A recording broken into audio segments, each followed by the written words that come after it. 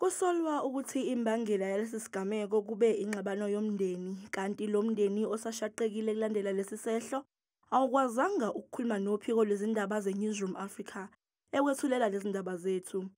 Inyunyana yamaphoyisa iSouth African Policing Union ithi umengameli wezwe kumele akuhlonze njengesimo esiyinhlekelele ukuzibulala kwamaphoyisa.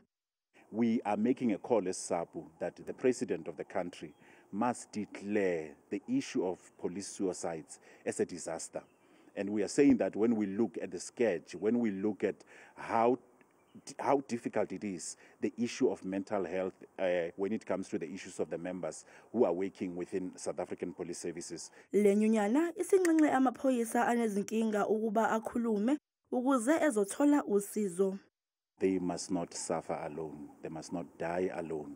If they are overwhelmed, they must approach commanders and also make a call to the commanders, the immediate commanders, the ones who are spending more time with the members, to be empathic towards them. Inhlangano yomphakathi iSANCO ithi kuningi okubhekene namaphoyisa nokubalwa kukho nengcindezi. There are a lot of things that stresses the police officer at work, at home. You find that when they are on duty, they don't have resources to work. They are being frustrated. Some of their life, they cannot live to their expertise because of their salary, the wages that they are being given, and they are doing very critical jobs. Ilungu lekomiti lezokuphepha komphakathi esishayamthetho saseGauteng, uJohn Mudey, lithi amaphoyisa adinga ukwesekwa. We have to give them the necessary psychological support that they need.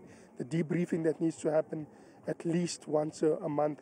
And also that stigma that goes with it when you go and see a psychologist that you are sissy. No, they're human beings.